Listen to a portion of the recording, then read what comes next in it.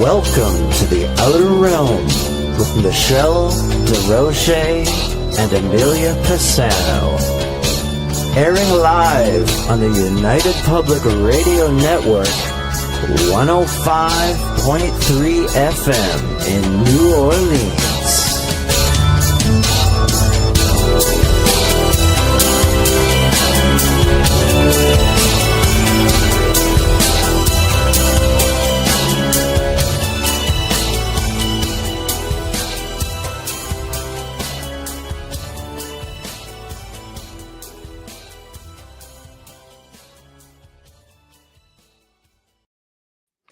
Good evening, everyone. Welcome to the Thursday night segment of the Outer Realm. We are broadcasting on the United Public Radio Network, 105.3 FM from the Gulf Coast and 107.7 FM from beautiful New Orleans. We're fully sponsored by the amazing people over at Folgers Coffee who have been a part of our journey for the last 6 or 7 years. So we're so honored and so grateful to them. So thank you, Folgers. We could not do it without you, nor would we want to.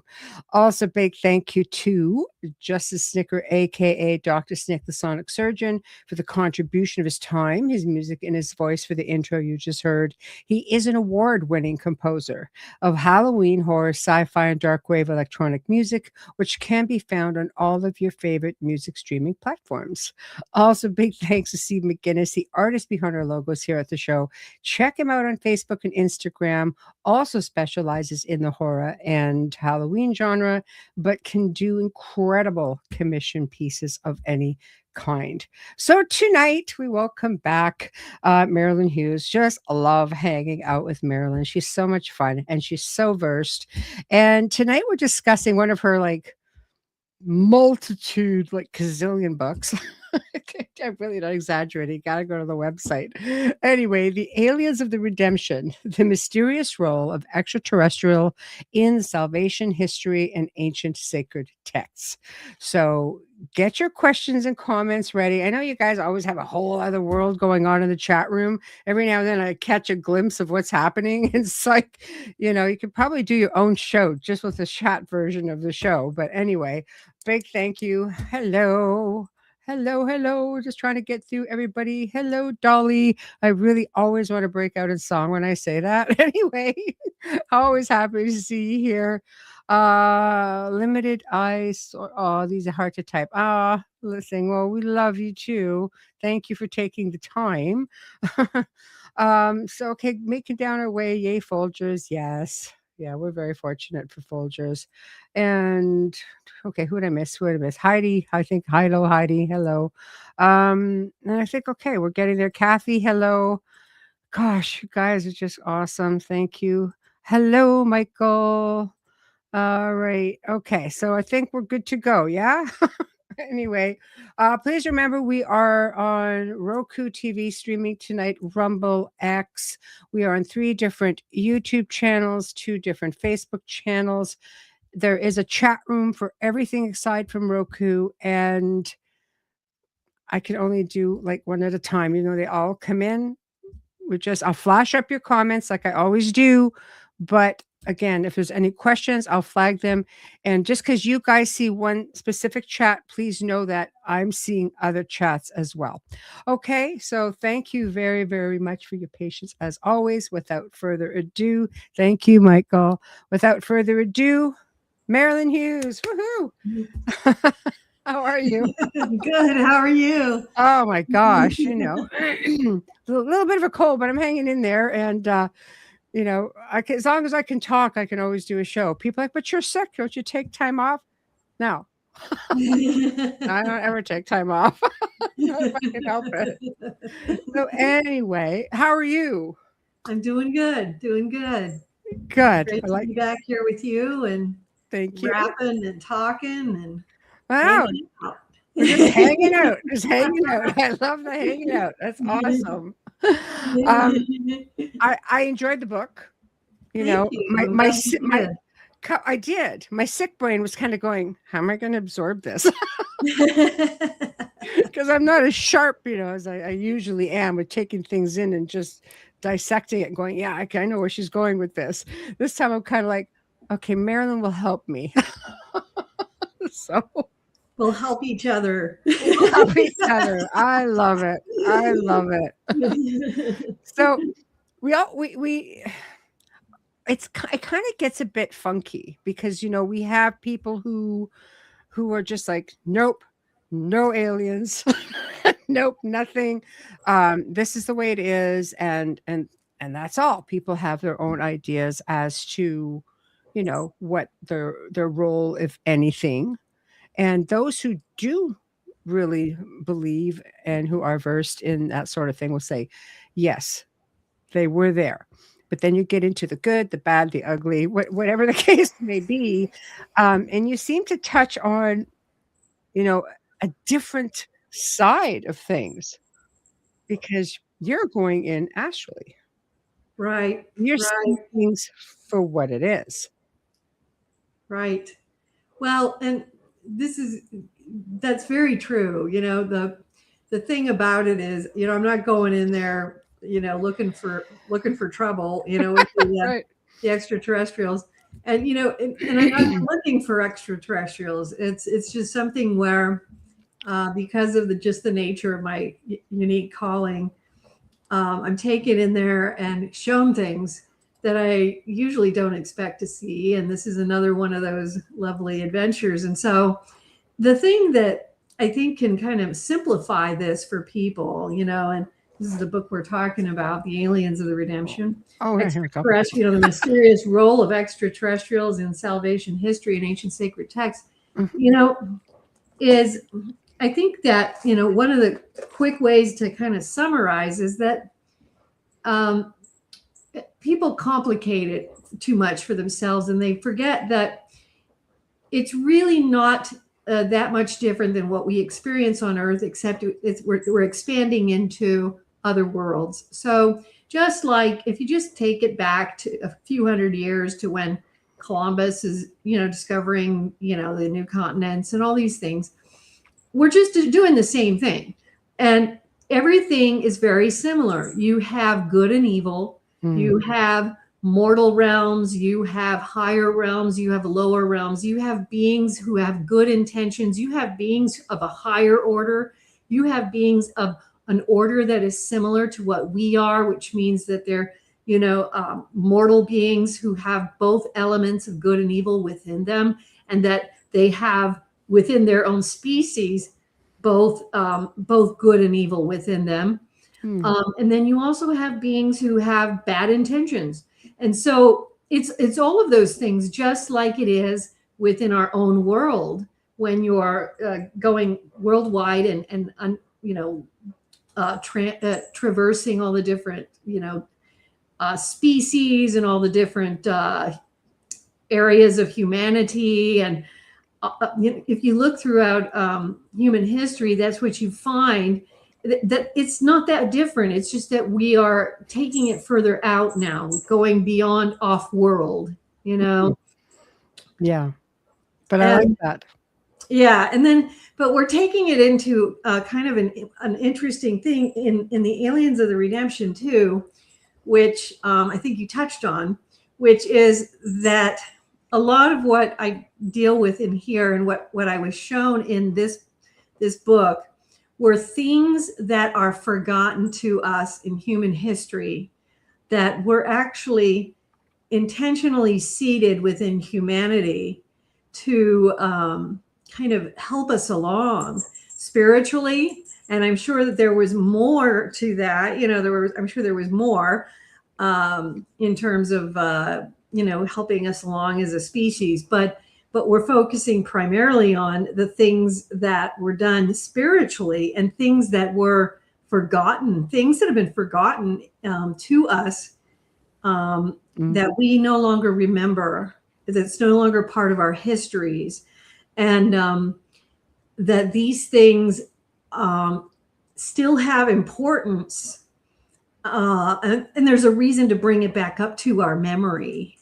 You know what I mean? By doing so, it helps us to bring back something of our human history that has a certain thrust of our spiritual understanding of who we are, where we come from, and actually going into some of this deeper spiritual understanding that's kind of important, you know? It is, and it's a lot deeper than people realize on Yes. the grand scheme of things.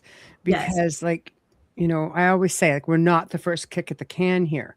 As Right. far as this, you know, this, I won't say generation, but this, you know, creation of humanity. I mean, you know, the planet is considerably older, and there have been many more who have come before us, and some from other Worlds. Yes, exactly. So, Some who have been forgotten, who did great things that have been yes, forgotten to us. yes, absolutely. To us, I thought that's a big cruel joke. Okay, you're coming back. You got to get it right this time, but you don't know, you can't remember anything. You're not gonna be allowed to do that. And it's like, well, how do we know what we have to get right? You figure it out. Okay. So I mean, when you can't even figure out your own journey, it's really hard, and you have a lot working against you, because there's a reason, you know, so much information, so much history has been kept from us, or it's been changed around, or, you know, whatever the case may be. I mean, when you're going and doing astral projection, you could see timelines, you can see pretty much everything dimensionally. Whereas when you're here in the physical, if a timeline has done its thing, you're kind of like, you know, and get the whole Mandela effect thing going. You're kind of like, I'm pretty sure this wasn't like that before. When did this change? You know, it's really hard. We have the odds are stacked against us. I guess that's where I'm going with this. Right. And going probably to like the most obvious thing, I think, which is, I believe it's where the book begins. You know, it's been a while since I've written this book. But this book begins in a scene where I'm taken into the deep desert and shown some of these ancient sacred texts that are lying and lingering in this desert corridor. And some of them are from Zoroastrian texts. Mm-hmm. But I'm just going to focus right now for just a moment on this part of it, where, which is something that will never leave me, because it was just so vivid, with Nefertiti. And I'm taken in to see, and I'm seeing this golden field of pyramids, and I see this holy field of something that has been lost to our history. And it's something about a Nefertiti cult. It's something that she brought in that we no longer have in our records anymore. Hi. And I'm experiencing it, you know, vibrationally. I'm experiencing the frequency of it. And that, you know, but I don't know it yet, because before I realize we're talking about the Nefertiti cult, I see this person coming on a chariot, and I don't know who it is. And then all of a sudden I'm like, oh, that's Nefertiti. Yes. And it's just this amazing moment. And I see her, and she's just stunning, and she stops, and it's like, you recognized me. That's good, you know? And then I'm feeling all of this, and I'm like, so there's something that's forgotten. And and she's like, good. I want you to remember, you know? And I'm seeing this across the ancient Egyptian desert. And, you know, I've been putting together a lot of videos and films of my screenplays, and there is a video of this vision, so you can go back there and find it. But it was just so stunning to experience, because I felt the holiness of it. Mm-hmm. And it was kind of like, it kind of threw me for a loop, because, you know, I'm personally Catholic, you know, but it was like what I was experiencing was groundbreakingly holy. And I was like, wow, there is something here that Nefertiti, this cult, and there were all these experiences that I had for many years before that kind of came to a culmination in this moment. Like, for instance, when I had gone through these ritual rites of passage to receive my wings, you know, and it was like I had to receive the Nefertiti wings. And I was like, why would they be called the Nefertiti wings? You know, and there were all these references to Nefertiti. And I'm like, you know, she's an ancient Egyptian queen. Why would that be? You know, and it all comes to culmination in this moment. And I'm feeling the holiness of this. And it's so profoundly holy. And I'm like, oh my gosh. And then I'm seeing all the papyrus that has been lost. And I'm trying to grab it and touch it. And, you know, and I'm touching it. I'm like, wow, this is amazing. And I'm like, I just want so badly to be able to bring it back. You'll bring it back. But the best I'm going to be allowed to do is bring back the fact that there was this ancient cult, this Nefertiti cult that was extremely holy, and that it was lost to history. And that's all I was going to get to remember. And that it was this amazing, you know, golden field across the ancient Egyptian desert. And that I could feel that vibration, experience that vibration, and know there was so much more to this history that we will never know unless it is revealed to us somehow. Someday. Yes. And how much of it gets turned around? Like when you think that she was married to really Amenhotep IV, who was and became Akhenaten, and everybody blames Akhenaten for changing everything. So from what you're saying, it most likely was under the guidance of Nefertiti, under the cult of Nefertiti. Well, I don't know if that was the case, but it seems to me like there was more to all of it. Hi, Bruce. It was more to all of it. I think that, you know, Akhenaten, you know, it's interesting because we have three great monotheistic religions that emerge all around the same time. You have Judaism, you have Zoroastrianism, and you have Akhenaten in ancient Egypt trying to create a monotheistic religion with Nefertiti in ancient Egypt, all around the same period of time. And of course, you know, with Akhenaten, it was very short-lived. As soon as they died, they were erased. They tried to erase them completely. And now we know, you know, at least it was shown to me, and I experienced this, and I believe that there was more to it that was erased. There was much more erased than we know. And it was really important what was erased. And this goes again to the extraterrestrials. Yes. Because part of what you're going to read about in the book, The Aliens of the Redemption, is, you know, in the Zoroastrian religion, you're going to see the Farakar, which is very, very much, very clearly the possibility of extraterrestrial origin. There's all kinds of stuff that I present in the book indicating the possibilities in relation to Nefertiti and Akhenaten and their children having extraterrestrial origin.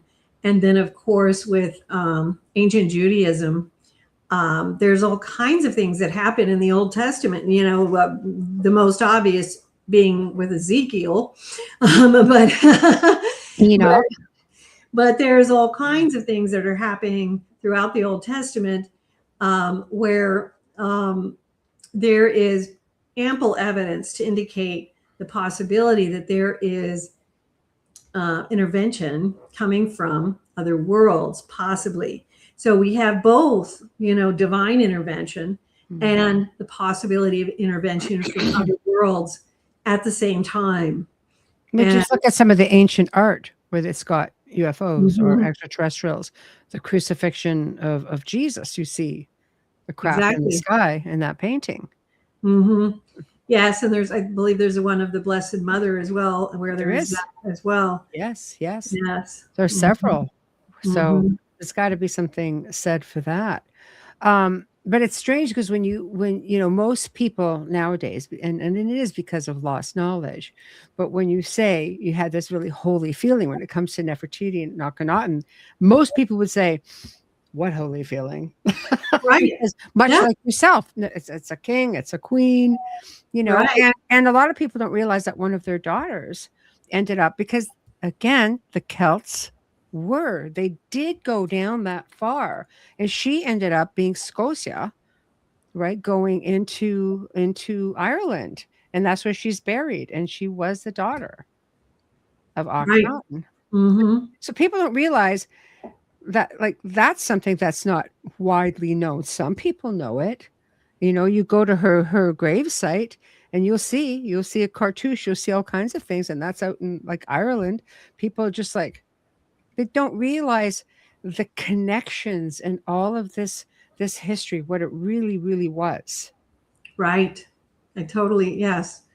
Yes. And that, you know, God uses people all the time, you know, and I think that was one of the things that came through very loud and clear in that particular vision. And there was also the very self-same energy around the Zoroastrian texts in the same vision, where they were hovering in this other corner and just emanating another otherworldly holiness that was extremely profound.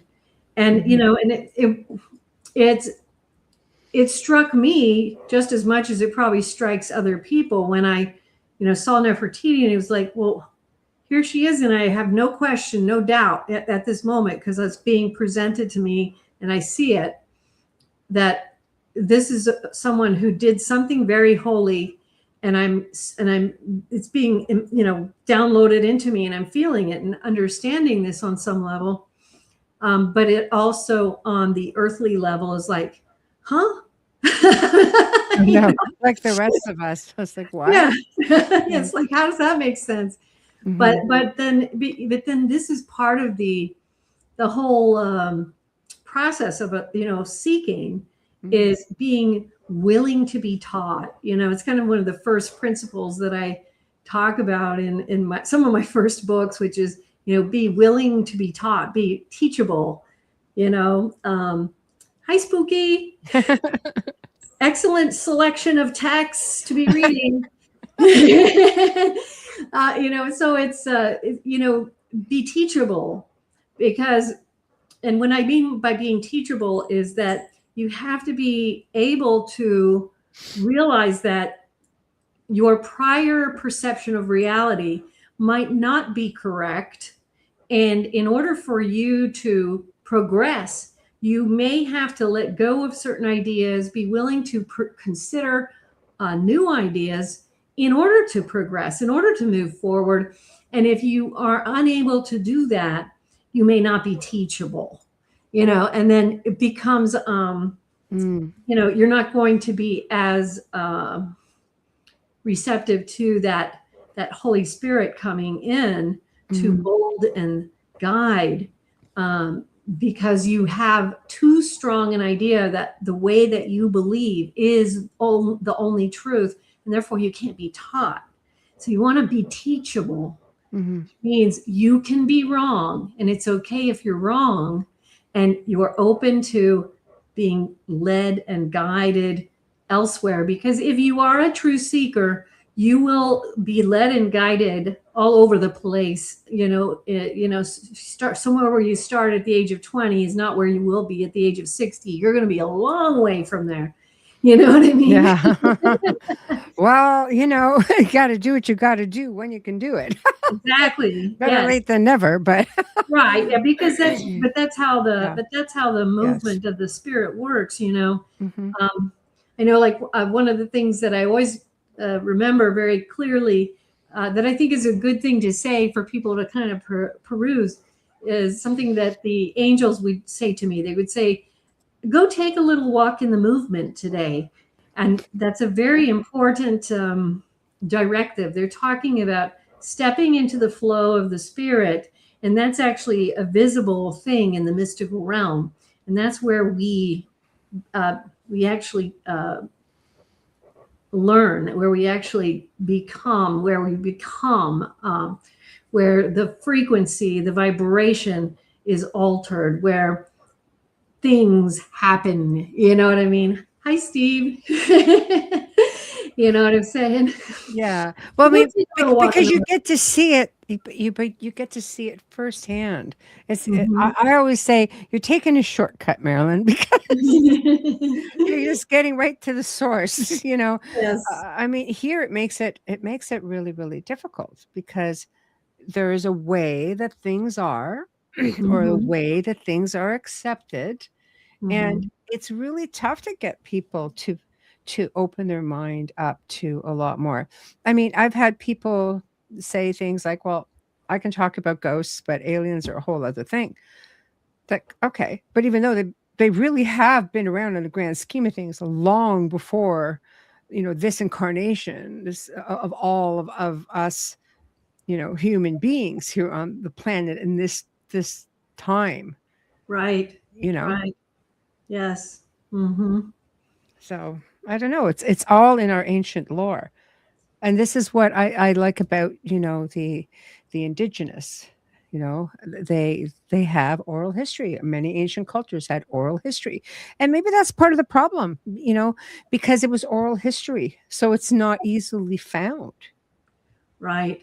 Well, and in most of those Native American tribes, they do have the understanding of the star beings and where they came from, Yeah. and their origin stories and, from the star people. And, Mhm. I really personally really appreciated the work of Zechariah Sitchin, and he did such a massive undertaking with, the 12th Planet series and then all of his other work, Yeah. where he really did the archaeology. I know that there's a lot of people say whatever they want to say about whether or not he did the right kind of archaeology.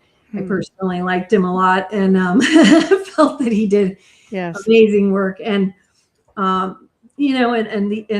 type of understandings that he brought to us about the possible origins of our human race here, and how we were seeded, and how these things came to be, and how they continue. And we do know.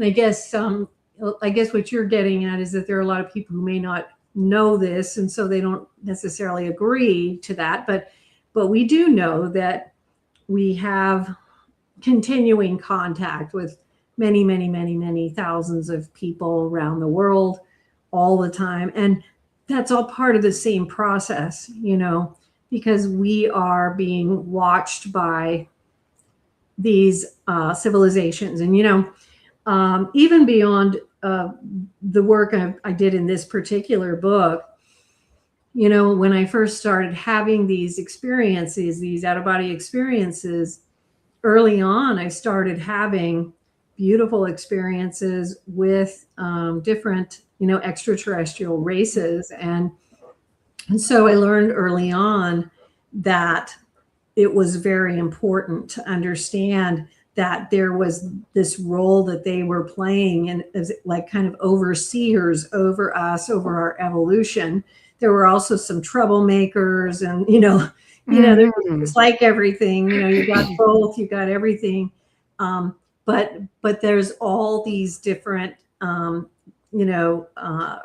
races. There's all these different civilizations, many of whom are much further advanced than we are, and that's part of the reason that they are involved, with helping to try to help with the evolution of our particular species and humanity in our world. I was taken to the galactic councils, and so this is like something that is not new. It's like as old as time itself. It's probably as old as Earth itself. You know what I mean? It's old as the very first seeding of our planet Earth. You know what I mean? It probably goes all the way back. And I think it also is helpful for people to consider. It's not like we're talking about one type of extraterrestrial. We're actually talking about many, many different worlds So we're talking about many different types of beings, like, many people talk about the grays and stuff, but we're also talking about Pleiadians. We're talking about Alpha Centaurians. We're talking about different races that I've experienced who don't tell me where they're from, but they're from worlds that are so far beyond us. They're just beautiful and unbelievably, if I had the chance or the opportunity to go there in a flash, I would take it, Right. They're just that where but I don't qualify because, you have to have a certain level of evolution you have to be in a space. They're just so beyond us. The worlds that they have created are so evolved into love and light, but beyond that, even just saying that sounds so, like, it sounds cliche, but realistically, yes. it's very much a thing. You should see me when I'm road raging. I'll be wow, and I'll go. I'm passing that stuff around after I'm griping, but it's like, it's either that or you just get agitated. So in my head, I'm just like, love and light, love and light. So it's cliche, but I think that is what. Do you think? Because I'm of the mind where they really are trying to project that this is our evolution, the pathway to opening the door to our evolution is having this awakening, spirituality, having this intense, love, and within us, being able to embrace our abilities. Like we weren't just put here, like dropped here and said, fend for yourself. Like, right. It was built into us and somehow it was conditioned out of us. Yes. And it has become so cliche that it's like when you try to say, these worlds of love and light, it just sounds, it doesn't explain what it is. And when you're there, it's just so wonderful there, but you have to qualify, and we don't. That's why we're here, and yeah. And they're trying to help us to,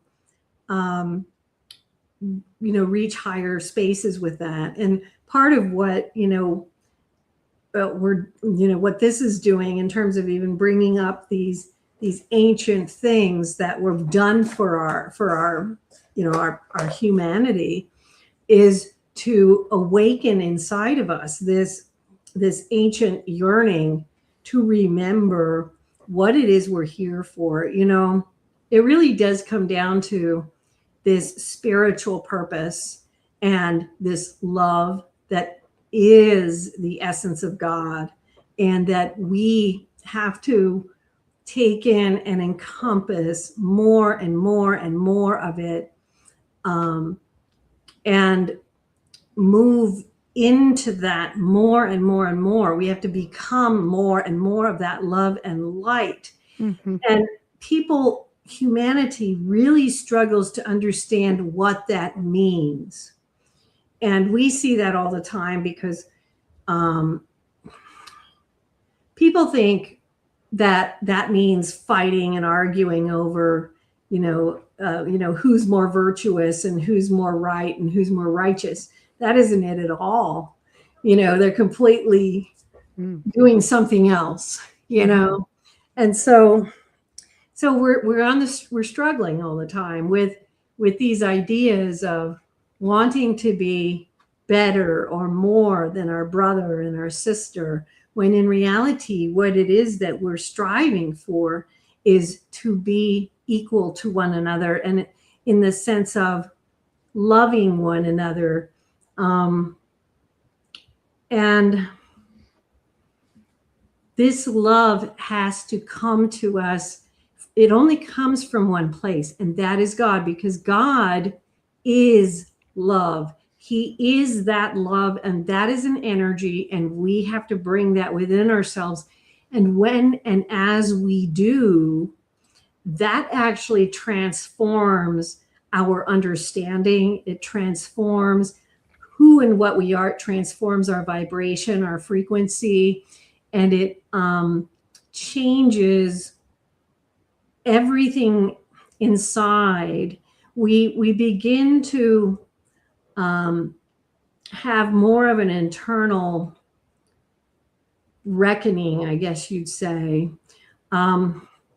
We begin to realize there is a state of being that also sounds cliche, but yeah, very true, Kathy, who says unconditional love and light within ourselves. Mm-hmm. Yes, it's so true. But what that means is such a profound depth. When you experience it mystically, when you experience it in the out-of-body travel state, it is so different than what we experience here. Mm-hmm. It's so much more all-encompassing. And I apologize if I'm kind of just going around in circles with it, but it's just the big thing that is so hard for us to grasp on Earth. It's your show. Take it any way you want. So that's okay. No, I completely understand. I think that we tend to miss the message, or it's hard to imagine because there is so much fear that's put out there when it comes to, again, extraterrestrials or terrestrials in general, or multidimensionals, interdimensionals. I mean, you can get into so many different, variations. But at the end of the day, there's a lot of fear that's put out there. So it's very hard for people to sit there and think that you're thinking of one of these beings and going, love and light, what are you talking about? Because it's a physical conditioning again. And to think that, well, they were a part of our ancient past and beyond. I mean, but people yet can embrace the idea of the Anunnaki, which is, the ancient Sumerian texts and things like that. So, I don't know. Are they just starting to realize that maybe there was more than just the ancient Anunnaki? Well, when you bring up the interdimensionals and the multidimensionals, and these beings are there, whether or not people realize it or not, or whether they recognize it or acknowledge them or not, they just are there. And I think it's kind of similar to how people say, well, what'll happen if I start having out-of-body experiences? Will I not be able to get back to my body? And it's like, well, you're already having the experiences. You're just becoming aware of having them, right? This is the same thing. As you awaken and you become more aware of things, it's not like these things aren't all around us all the time. It's just you're becoming aware now. So you become able to see this. And so the idea that somehow saying no, that's evil, that's bad, and I want to be careful about this because there are evil things, Yeah, that's good kind people, of bad people, for another night. But but good people, bad people, good races of ET, bad races. I mean, it's a thing. It's the yin and the yang, the balance. That's more of a discussion for like when we're talking about the demonic and the dark and everything. But the reality is that the extraterrestrials are moving through and among and in interdimensionally, but so are the guardian angels, so are lots of angelic beings, spiritual teachers, even animal spirits. They move through the spiritual ethers unaware, to people unawares all the time too. And so what happens is people just think that by saying, no, I don't acknowledge, that they just stop existing. They don't just stop existing. They're just there. Just like, the fact that people have these experiences, they just choose or are not able to be conscious of them. I remember one of the people who communicated to me after they had a near-death experience, and this person, because a lot of people with near-death experiences develop spiritual gifts afterwards. And this person developed the spiritual gift of being able to see spiritual presences when he returned. And he told me that it freaked him out for a while because he would see some people had guardian angels next to him. Some people had demons near them. And he would see nurses in the hallway, and they had little demons running around them, and it freaked him out. So we had these conversations, and I was like, well, this is important for you to realize. They were already there. You just became aware that these principalities and powers, and these were more of the lower grade, not the actual principalities and powers, which are higher level, but these types of beings, both of the persuasion of good and evil, are around people all the time. But now you see it. And so now you have this gift, and now because it's been given to you as a gift, you want to cultivate it so that you can learn to use this gift in a good way. So when we're talking about the aliens and the extraterrestrials, in becoming aware of them, what we want to do is the same thing. There are, for instance, like in this particular book, The Aliens of the Redemption, the purpose of most of this book is about, these ancient things that have been forgotten. And so these are things that we are like just bringing back to our memory to give us kind of like sacred memory back to our spirit.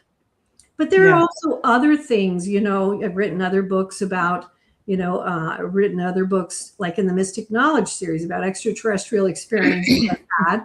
But I also have a book that specifically lays out, all the different extraterrestrial races I've seen, who they are, what they are.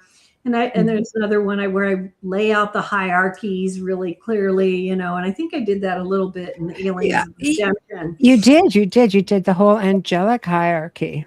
Okay, yeah. Which was great. Yeah, it was interesting. Yeah. So it's a lot more than you think. Yeah, and I think I did the angelic hierarchy in here, and then in another book I also did the extraterrestrial hierarchy, laying out all the different different beings that I've seen and that other people have seen and things like this. But going into that even more, and see, part of the reason this is so important and helpful is for a variety of reasons, because a lot of the beings that are helping us are a variety of spiritual persuasions. So some of them are where they might have more of an angelic nature, but there are also extraterrestrial beings who are performing the work of angels in the human race. And so just like you also have other types of spiritual beings that are not angelic or extraterrestrial, but they are of a different order of being, and they perform things for the purpose of the evolution of the human race. Like, for instance, the thought adjusters, and I think that might be mentioned in the hierarchies. If it's not mentioned in there, it's mentioned in some other more in-depth works. But the thought adjusters are a different order of being, where they could be considered. You could say, okay, they're in the angelic kingdom, sure, but they're really not. They are a different order of being, and what they do is they work with the thoughts of humankind in their sleeping, and they help us to make adjustments so that we are working towards an evolution in our thinking. And they're doing this all the time. I mean, it's amazing what they do. It's fascinating, but there are, let me see here if I can pull out a few just to have some fun with it here. Yeah. Yeah. I mean, there's so many of them in servitude. Oh yeah. It's I mean, crazy. you have like, you have masters of philosophy, conductors of worship. These are the Supernifem. Mhm. Now this is coming from Angels in the Urantia book, which is actually a book that is said to have been brought in by extraterrestrial spirits, you know. Wow. And these are the custodians of knowledge, the directors of conduct, interpreters of ethics, chiefs of assignment, instigators of rest, the secondary Supernifem, pilgrim helpers, supremacy guides, trinity guides, sun finders, father guides, counselors and advisors, complements of rest. And, you know, in here, you're just going to get a little bit of an overview on these. And then you'll see, like in here, there's a comparison that's made between the biblical theology on angels, the extraterrestrial theology from the Urantia book, and then also Emanuel Swedenborg, who was a mystic in the Middle Ages, and also the angels in Zoroastrianism, because it's very fascinating to compare and contrast them. But, you know, I had this amazing vision, and one of the reasons I'm always telling people, read the Urantia book, read the first section of it, because I had this amazing vision, and I had many amazing visions about the Urantia book, but I was taken up into one of the highest heavens, and I was surrounded by these huge angels with these magnificent wings, at least 5 of them. And they were all around me, and they gave me this book, and they had me look at it and had pictures and pictures and pictures of all the different orders of angels. And I was like, oh my God, this is so amazing. Where is this book? I have to know what this book is, you know? And they told me it was the Urantia book, and they told me you should read it. I read it word for word, cover to cover. But they told me that the hierarchy of the angels was described in that first section. And it's actually the first 2 sections of the Urantia book. And it's a very, you know, intense read, because it was given to this gentleman in the early 1900s. I think it was around 1911. And he received, he's remained anonymous. I think most people believe it was a William Sadler, who was a doctor at the time. Yes. But he received it from extraterrestrial spirits who were trying to teach him how the outer universe worked.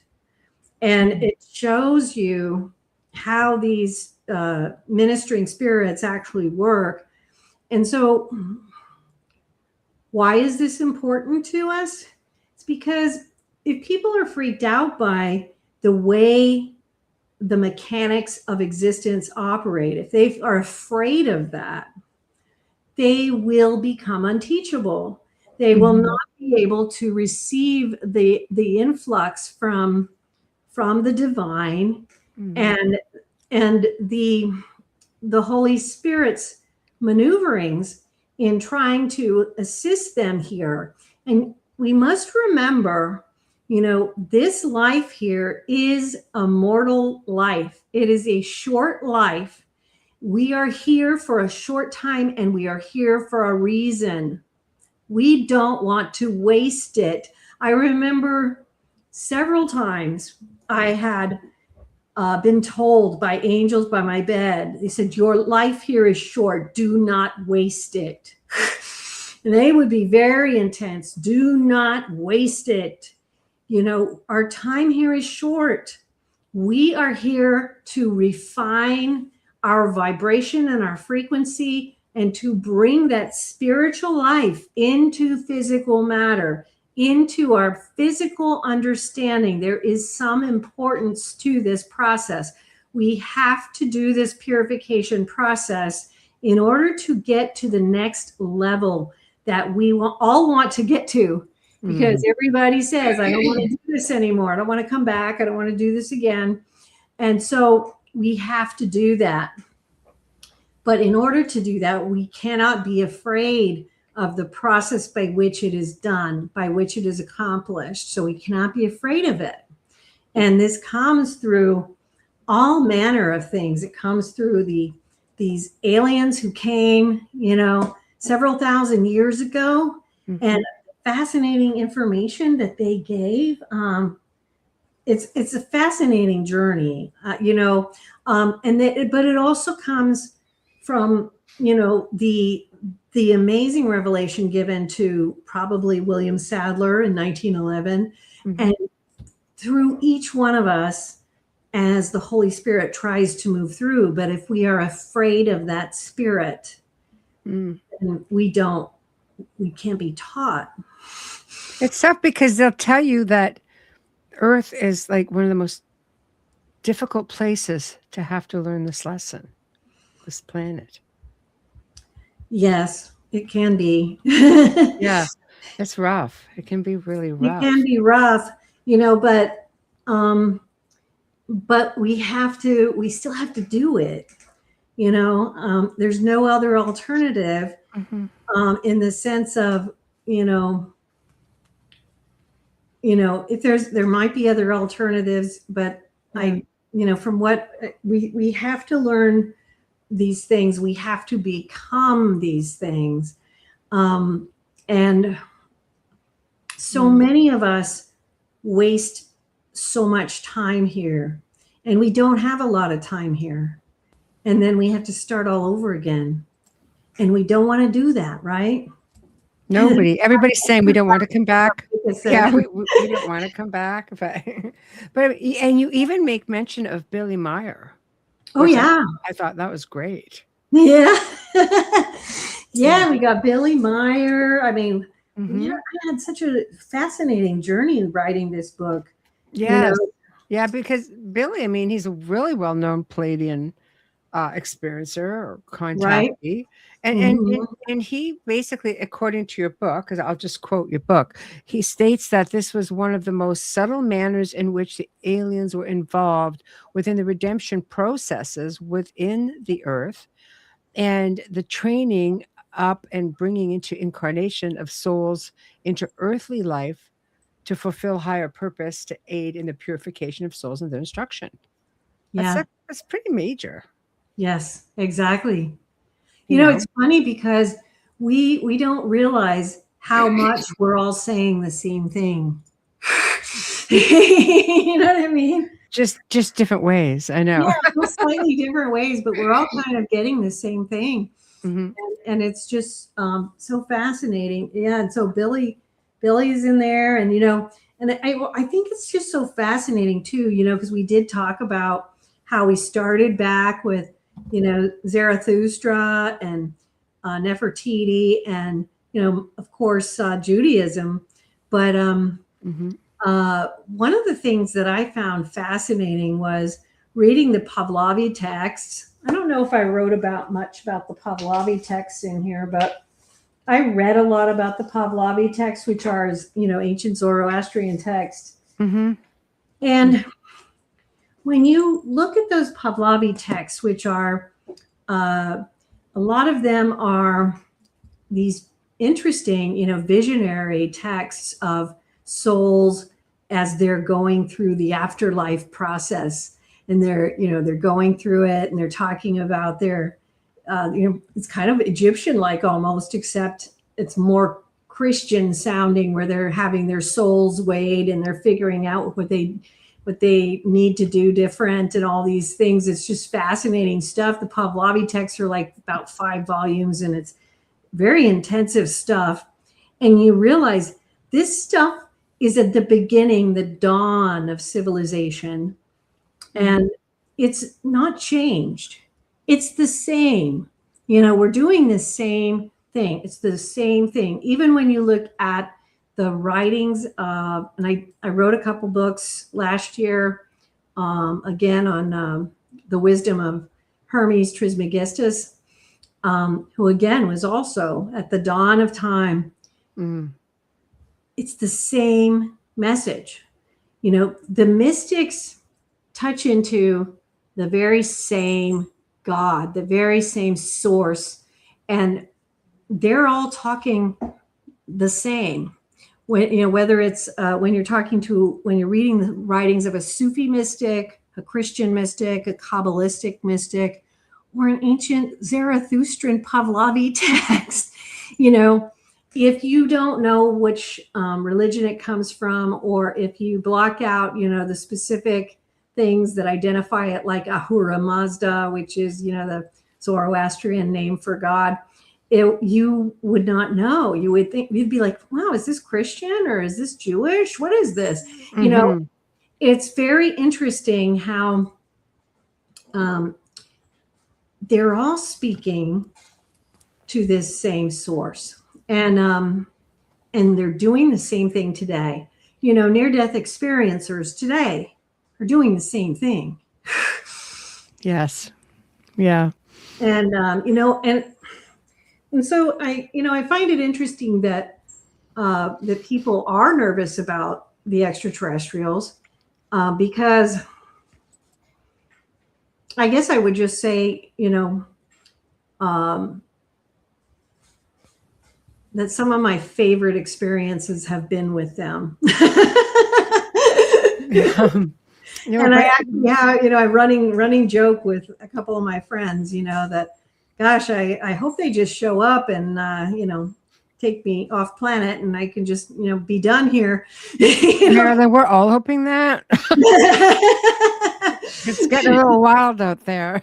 Yeah. To say the least, But, it's interesting also because in all of the different backgrounds of religion or faith or civilizations, there's so many similarities. Mm-hmm. I mean, you have these three that you're comparing, and I'm seeing that pretty much the same thing from Yes. each. Right. Exactly. Yeah. So we're not all so different. Right. Yeah, I'm curious what did you like? What did you pull out of it reading that book when you were reading it? What struck you? We are one. Yeah. It's that simple. We are Yeah. one. And they're really, it's a whole lot of information. But in the end, I'm looking at the similarities. I'm looking at the hierarchies. I'm looking at the roles. I'm looking at how everything is coming together. But in the end, we are one. Yeah. I am. Like, it's just all encompassing. And I think it's because, we've just been so divided with respect to it's the nature of the beast. I mean, this is planet Earth. We all have different backgrounds. We have different upbringings. We have different faiths. We have different, like, everything is different. It's like when you're a kid and you have competition, which creates division. The kid that wins, the kid that doesn't win, the kid that never wins, the kid that always wins. Like, you know what I mean? The division is introduced to us from a very, very early age. And when you really get into the whole meat and potatoes, as I say, in reading your book, you realize, no, it's just all encompassing. It's all one. Mm-hmm. Yep. So I don't know. I liked it. It was refreshing just to see that you can go back so far and find, because you do dig and you do find everything. And it's just like, I'm reading all of this. In fact, at one point I'm further down, I'm going, did I not just read this? How did this happen? And I realize it's because it's so similar. Yeah, it seems like it's the same thing, but it's actually a different text from someone else, right? Yeah. Yes. Yeah. But it was just like, oh my God. All right. So it is different. Oh, kind of. But I really liked it. And I really liked, when you started getting into, like, again, talking about similarities with the Talmud of Emmanuel. Yes. Like, boy, was I seeing some, like, similarities there. Yep. Right. So that was interesting. And then you get into the three heavens. I'm like, what? Three heavens? We're all fighting for one. And going to the different gates and things like that. So it was all really fascinating. Yeah. Yeah. Well, that's good. Yeah. So people, there are 3 heavens. Well, and according to Judaism, there's 7 levels of heaven. So, Yes. I mean, there's all kinds of fun things, to to consider. Yeah. The curiosity too is with going back into the Talmud of Emmanuel, and again the similarities, right? And again, I think Billy Meyer actually found, or you quoted something about founding scrolls. Yeah, Billy Meyer was behind the Talmud of Emmanuel. Okay. Someone in you think it might have been Billy Meyer who found it, or someone in his organization found it. Mm-hmm. Yes. And so what in the Talmud of Emmanuel were you intrigued with? Oh boy. Well, when I'm sitting here reading it, okay, so I can pull it up 1 second as I have it. When being, again, being blamed. So it says right over here, when written, okay, old Aramaic document was buried under flat rock, blah, blah, blah, blah, blah. Author of the scrolls was a contemporary disciple of Emmanuel who was known by the name of Judas Iscariot. I believe that right there, for about 2,000 years. And he was wrongly denounced as a traitor of Emmanuel, although he had nothing to do with that betrayal. The ugly deed was actually carried out by Judah, I think Judas, right off the bat. I'm like, oh. So anyway, so then Emmanuel was no longer seen for 40 days, 40 nights. So you just start getting into this reflection time. And then you start realizing, okay, he actually was not to be seen, right, again. And he spent his days with the wise saints of God and with the guardian angels, the celestial sons, who taught him wisdom and knowledge. Like, does that not really sound like, certain faith of today, just packaged a little differently? Which one are you thinking? Well, I'm thinking Catholicism. Okay. Christianity, yes. I said, God, there's just so many little tidbits, and even some of the books that aren't available, because, to us, unless you get into like the Ethiopian text, the Ethiopian Bible, which has the most of everything. Like, they took nothing out. So if you really want to see what everything is, you have to go down that route. But, or read one of your books. But I mean, I even think of like the Book of Enoch. It's the same idea. He's walking around and the angels showed him, this or that out of the palm of their hand. It felt a lot to me like something like this, you see all of this. And when you really get into the Book of Enoch, you start to realize that maybe he was a donor of sorts for hybridization. Just saying, and then he decides, no, I don't want to do this anymore. And okay, up you go. You're coming with us. And then he becomes Metatron. I don't know. It's a wondrous tale. It's a wonderful story. Yeah, the Book of Mormon as well. Yeah, right? For sure. But the stories are like incredible. And you start to see similarities like what you've done here, cross-referencing everything. You realize, boy, oh boy, the message is the same. Yes. However you want to, whatever direction you want to go to find it. But in the end, they're not too far off. Right. Yes. There's always the similarity, and there's always the unity, the end point. Exactly. So anyway, that was all very exciting for me. And then getting into, the whole part where he starts talking about, going into the palace where God appeared, to Emmanuel, and had 2 very tall men, never before seen on earth. Yes. Wow. That tells you something there as well, right? Their faces shone like the sun. Their eyes look like burning torches. Out of their mouths, issued fire.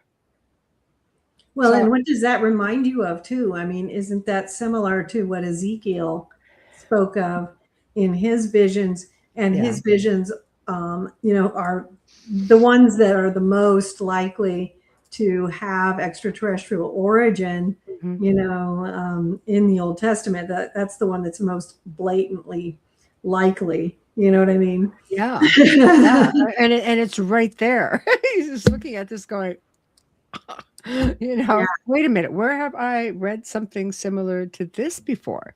You know, Right. like, and it talks about, you know, the you know, these two men, and again, coming from the seven stars of the Pleiades, right there, essentially saying, you know, Right. there we are. Behold, humans begotten by the celestial sons, right? Right. In a specific way from other people on earth, like humans. They were not earth humans, but you know, they're children of the celestial angels, but a different kind. And don't even get me started on the comment about giants. And I'm just like going, giant doors and the giants. I'm like, okay, wait. You know, so. Well, and in that, I think in that Talmud of Emmanuel as well, in Billy Meyer's tradition, the story was that the Pleiadians came to Mary.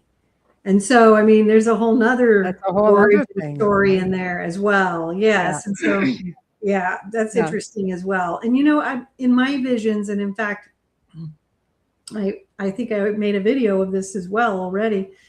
I was taken and shown that Jesus came from the Pleiades. And then I also had a vision, a beautiful vision. I'll never forget it, where I was shown the Blessed Mother coming from the Pleiades. And it was beautiful. She came and she was wearing this purple and white gown, golden gilded crown.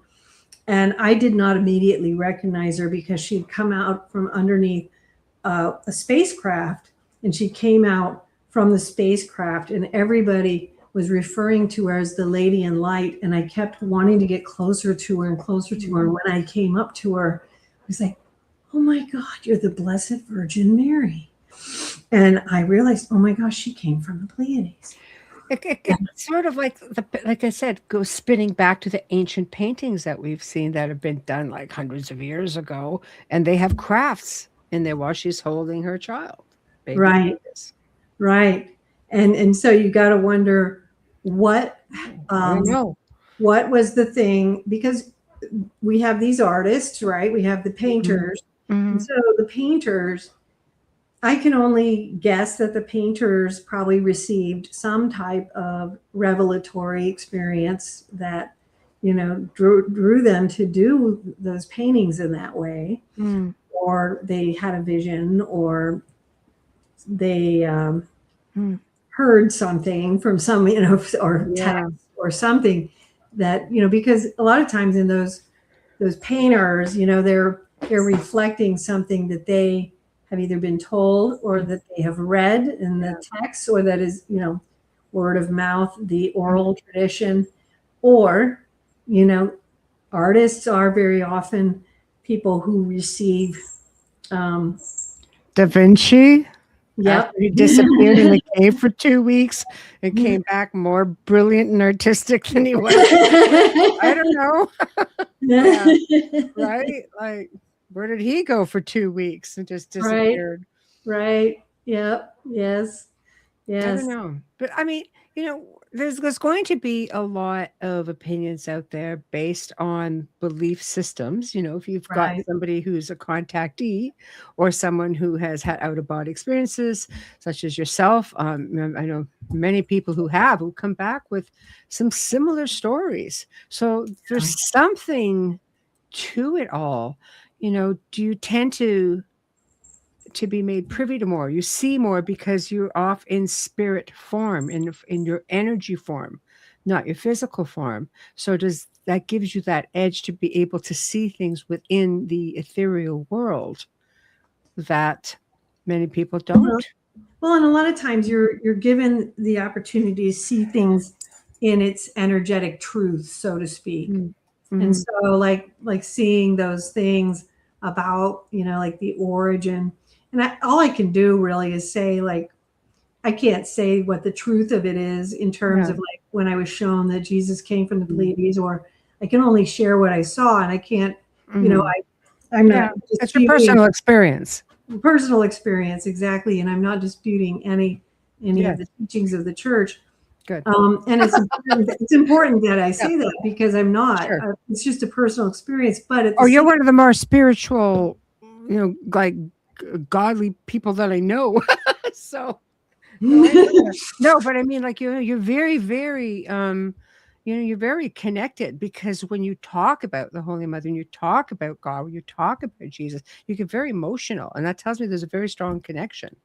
oh, thank you. That's very sweet. Oh, you're welcome. Yeah, well, the other part of it too, I think that's important, and is something I did have a couple of visions about, was the importance of the balance, which is that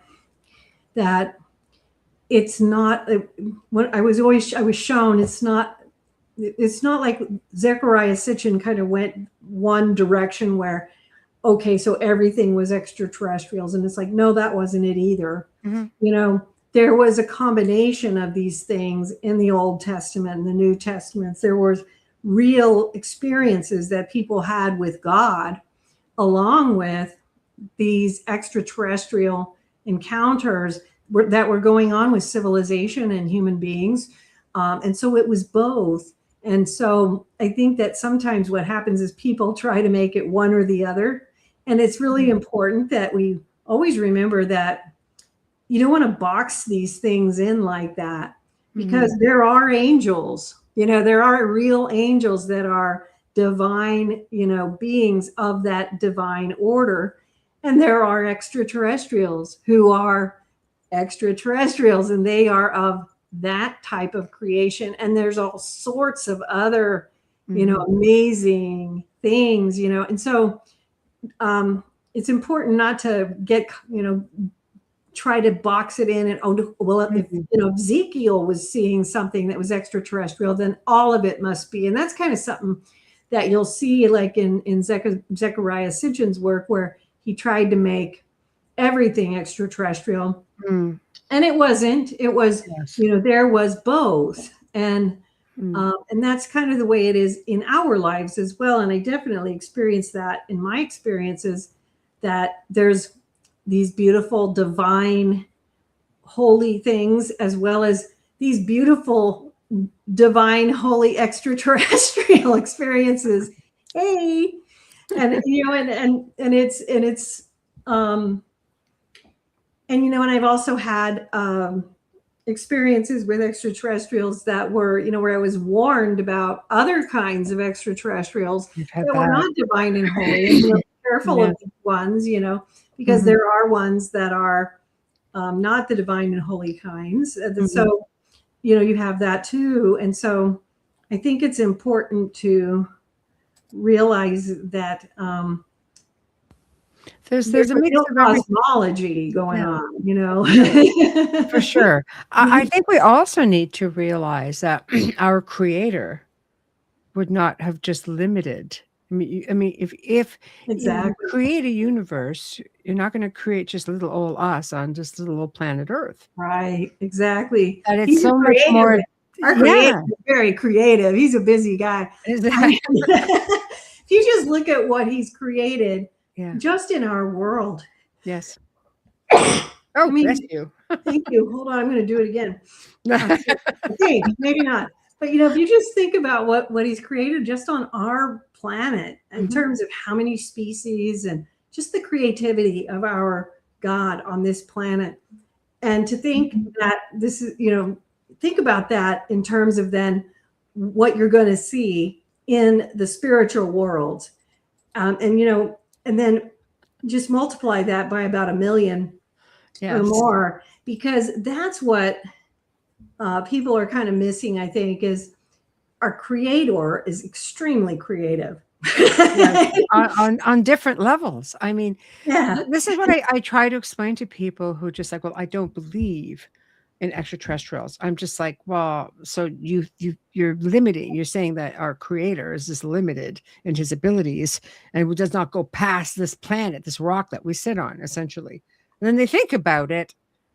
I'm just like, no, I mean, the Almighty, the all-knowing, the all everything is not going to limit himself to the kids who can't play nice in the sandbox, and he's got a whole hierarchy of beings trying to teach us. It's just, there's more. There's the teachers too. People, I'll just say this again. I've said it a lot, so I hope I'm not being repetitive. But go crazy. But I had this really cool experience years and years and years ago when I was taken into one of the heavens, and I was just hanging out in this beautiful heaven in the galactic spheres, beyond the black hole, and you travel through all these cool tunnels and things. You're going through the swirling stars, through the holographic images, and then through the stained glass windows into the heavens, and it's just a very galactic place, and I was just hanging out, doing things, and seeing lots of people and lots of beings and stuff and everything. And then when I finally came back, I woke up and I was like, wait a minute, there were extraterrestrials in heaven. And I was like laying in bed for a while, and I was like, wait a minute, over there and over there and over there. And it was like, I just realized, oh my gosh, there's extraterrestrial spirits in heaven. And there was people, there was just, it was all the people of Earth and all the people of the universe. And they were not people, they were all kinds of races and species. But the reason I didn't notice it when I was in heaven is because it was normal there. And so when I came back, I was immediately like, oh, wait a minute, because it was so normal when you're there, because that's the way it is there. But when you wake up here, you're like, wait a minute, that's not normal.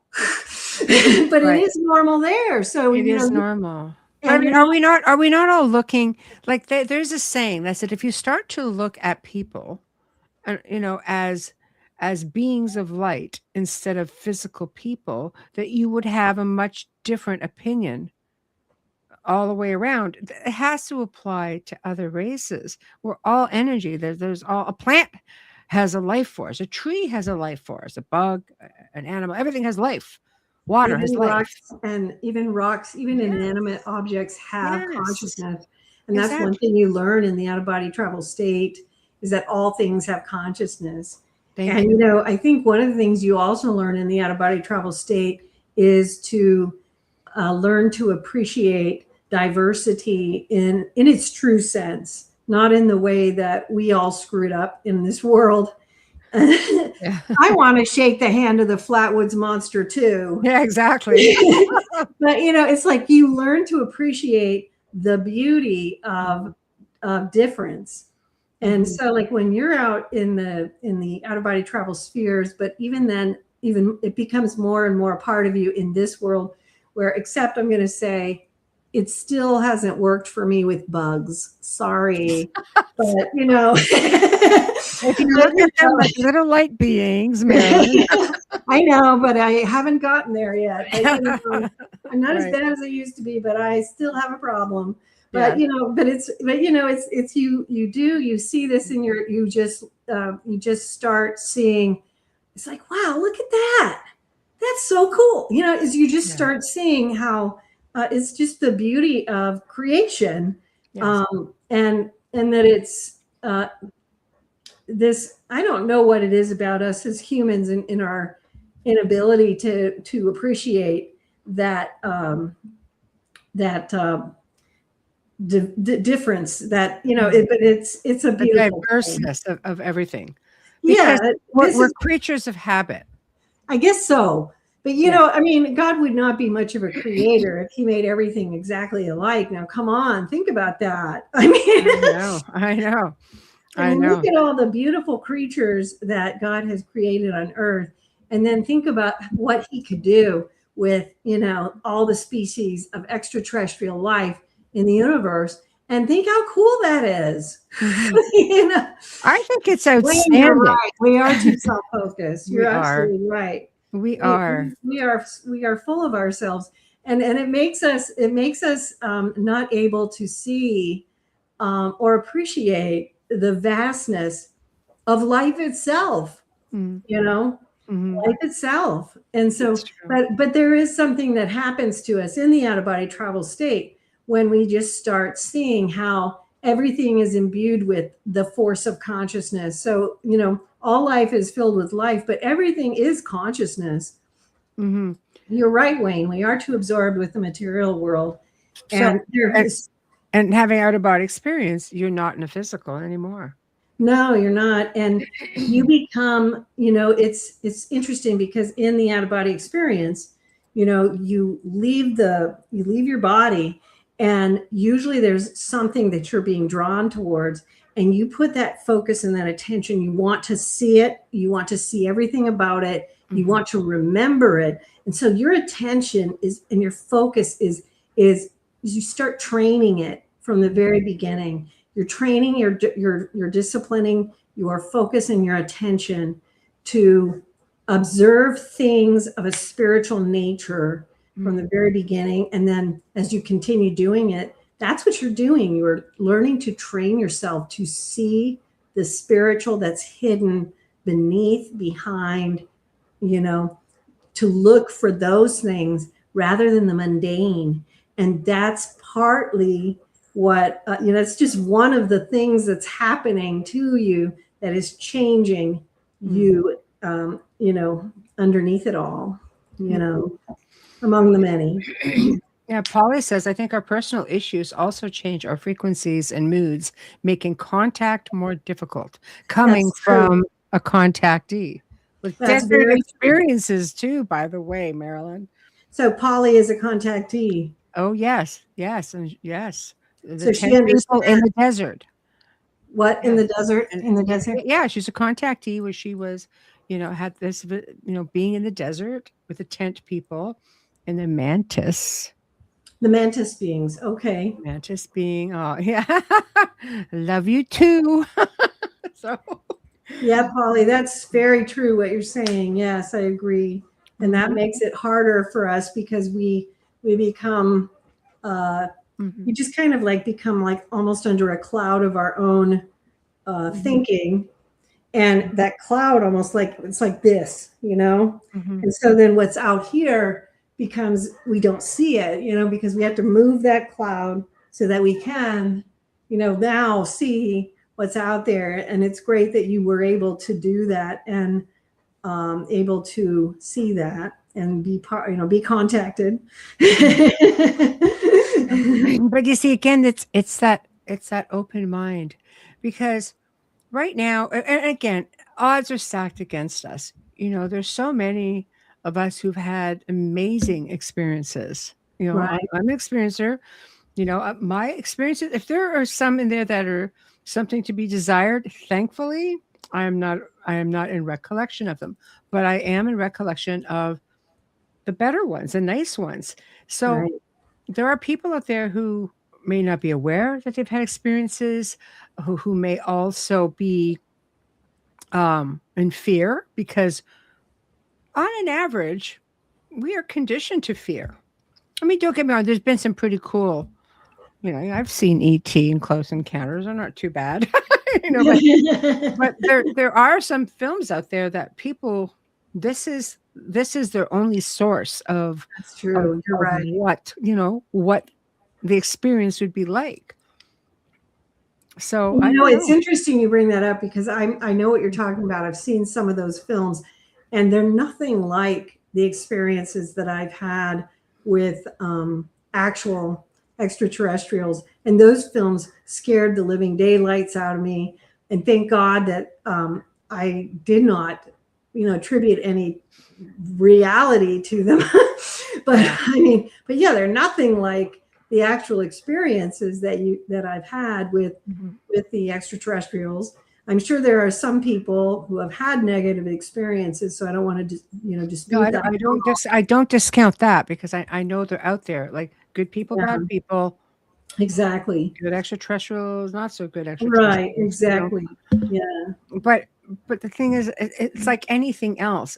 It's not all bad, and I think that's what we need to be That's what we need to be aware of and be open-minded. It's been in survival mode for more than 2 years. I feel the change in my frequency and communication. Mm-hmm. Good. Hopefully that's a positive going upward frequency. That's an excellent thing if that's the case. But see, that's something else as well. There are so many artificial frequencies that we're exposed to. Right. Back in the day, they didn't have all that. It's a matter of you were able to connect with the actual yourself, your frequency, your own vibe, or those around you. Now it's a little bit different. Like things are altered a little bit, and it interferes with our own radar, our own antennas. I definitely think that, all the technology. I'm glad that you're listening then, Kira, and glad to have you here. I think that it's all the stuff that we have with all the technology makes it hard. But I do think that there is, all the, awesome, Polly. Wonderful. I think that there's also more, of the, I don't know what they call it with the electronic, all that energy waves coming through the air that are going on. Mm-hmm. It's actually astralprojection.co. As .ca? DCO, sorry. DCO. Why did that copy and pasted? I'm just saying. Okay. Yeah, it's outofbodytravel.org. Okay, so it's .org? Outofbodytravel.org. Could that change it? Okay. And so, but all the electronic stuff I think has really increased, and I think that is making it harder for people to touch into their, we don't have the quiet, the silence. There's these frequencies and energies and stuff, that are, that are going on. Good job. Thank you. Yeah. I'm on it. Must have been an old one because I was went and grabbed what I had. God. But I think because I used to live up in the mountains of Colorado, and then I moved down to Arizona, and I'm closer to a bigger city now, and I can feel the difference. It's very different, and I think that has an impact on people. I definitely do, and so that's definitely we need bells. I agree. Tibetan bells help me. I like Tibetan bells. Go back to our soul. I missed the second half of that. Sorry, and redirect. Redirect. We support each other, which is the best. Yes, 100%. Yes, definitely. Yes. So, in conclusion, Marilynn, in writing this book, what were you hoping that people will get out of it? Well, I was hoping that people would realize that there is so much more, and that they would be open to going, taking the journey, going back in time and touching into it, and part of the, take it, you can go to the website and download the book for free for starters.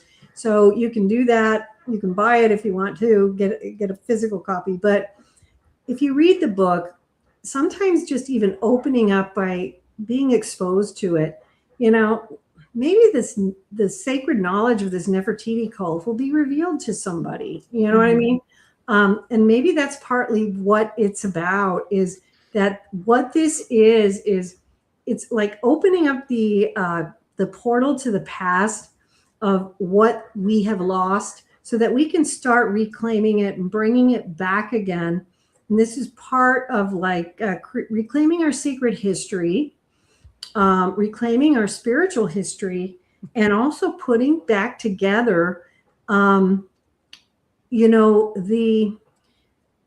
fact that there is this extraterrestrial connection with our spiritual path, and that it's a good thing, right? Yeah. I think so. I think it's a great thing, So, yes. Well, okay. So you have new books coming out as well. Do you want to share that news? Yes, I do. I just released the 12th book in the Mysteries of the Redemption series, The Little Blue Nun, and a companion volume, which is a really big book called The Sutra of the Ounce. The Ounce of the Vow for the Creatures of the Earth.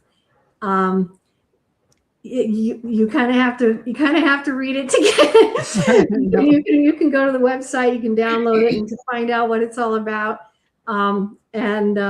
They're all available now.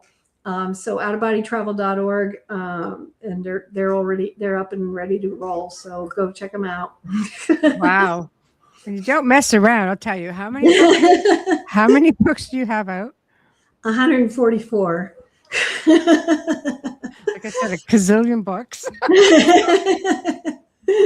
Yeah, but I mean, but you say that it's just like 144, but they are very detailed books. I mean, there are so many references, there are photos, there are comparisons, there are indexes and chapters with indexes. It's just like it's incredible, the work that you do. Thank you very much. Yeah, the sutra, I'm very excited about the Sutra of the Ounce. Yes. It's very different from anything else I've ever done. If you don't mind, I'll just tell you a little bit. No, go crazy. Yeah. So I was taken to this mystical scriptorium in the out-of-body travel spheres, and this text with this unique name was dropped in my lap, and then the contents of it were floating in the ethers, and I was told to inhale them. I inhaled them, and about a week later, I just suddenly started typing uncontrollably, and about 668 pages later, the Sutra of the Ounce has been born. And I can't read a book that big in a week for sure. My head's going to go. But it's so unique. I mean, it's so different from anything else I've ever written, but I love it. It is just so cool. And the mystical scriptorium is such a beautiful place. And I just love it. And it's, it's something that kind of came from this very holy place in the mystical spheres. And I think people are going to really enjoy it. It's something that will really provide people with a whole new way to practice their spirituality. That I presented it to a few of my friends, and they were all like, wow, everyone's like, when they first hear the name, they're like, huh? And then they read the first couple of chapters and they're like, wow. They're like, isn't that amazing? That what the book that's this big, it's like, stop it, Marilynn. We're never gonna leave the house. Oh, but I love that. I love it though. I do. I think it's great, and you keep us thinking. And Polly says I need to start with the first one. So obviously you have to go to the website. And again, I'll put, here it is, bodytravel.org. And so start with the Mysteries of the Redemption is the first one. There, she's making it easy for you now. Yes, start with that one. And feel free to pop me an email if you need any guidance on what to read from next or whatever, or if you have questions. So that's Marilynn Hughes at outofbodytravel.org, and it's on the website too. So you can always email me with any questions. So there you go. Yeah. Keep it easy.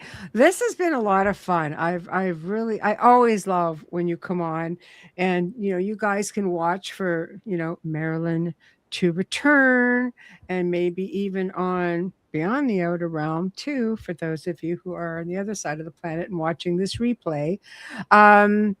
So to everybody in chat, of course, thank you. You guys are all so amazing. I love you all. I know we've had so many people listening because I can see all the numbers coming in, and that doesn't count the audio listenership on all those servers out there. So for you guys who are just listening and not viewing, we thank you very much. So next week, guys, busy week. Monday, True Real Cryptid Legends. Yes, that's the new show that I do with Daryl Denton and Ron Moorhead. literally two legends in the field of cryptozoology. And hello. And it's going to be another fantastic show. I mean, as you know, last week we went 2 hours on a 1 hour show, so it was good. But this time we have Daniel and Barbara Joyner, who's going to be joining us. They live near the infamous Land Between the Lakes. God, the place is just intriguing but scary all at once. And they've had a lot of Bigfoot activity on their property. Some of the experiences differ from those, let's say, who are out in the field. So it's kind of like just, you're just living there. It's in your backyard and things just happen. You hear things, you see things. It's just incredible. So I'm dying to hear their story. So that's Monday night at 10 p.m. Beyond the Outer Realm welcomes the return of Dr. Christopher Macklin. And this time we're getting into consciousness awakenings, the anticipated planetary shift. It's going to be good because Christopher is just a whole lot of fun and just a verse and a whole lot of things. So look for that. Wednesday night, another Christopher Sansone returns, certified past life regressionist or regression therapist and former teacher at the Hoffman Quadrinity process. And his work on past lives will astound you guys. So I was talking about his book, Soul Work Longing, A Pilgrimage to Your Quiet Power Within. So he'll discuss past lives, past life regressions, and how trauma can be carried forward, and much more. And Thursday, so we welcome back Julio Consiglio. Honestly, he's just become one of my buds. I just love this guy. And I found out he doesn't live all that far from me. So this is wonderful. So this time we're just talking about his experiences with UFOs, CE5, his thoughts on ET, consciousness, things like that. We're going to compare notes. We're going to share some knowledge, have a few laughs along the way. And that will finish off the week for everybody to go off onto their weekends, all tickety-boo and happy. And that will be that. So anyway, thank you again, Marilynn, for joining me. And thank you for having me. Oh, it's always fun being with you. Thank you. Well, you're welcome to come on anytime you like. I'll always try to be entertaining. So, anyway, everybody have a terrific weekend, and make sure you catch all of our lineups tomorrow, starting with Ethereal Encounters. Then we've got Father Sean's Paranormal Ministry. We have Spirit Switchboard, the Church of Mavis, and we get into news on the flip side, and it goes on and on and on. Lots of everything for everyone. So thank you all. Good night and have a great weekend. Bye now.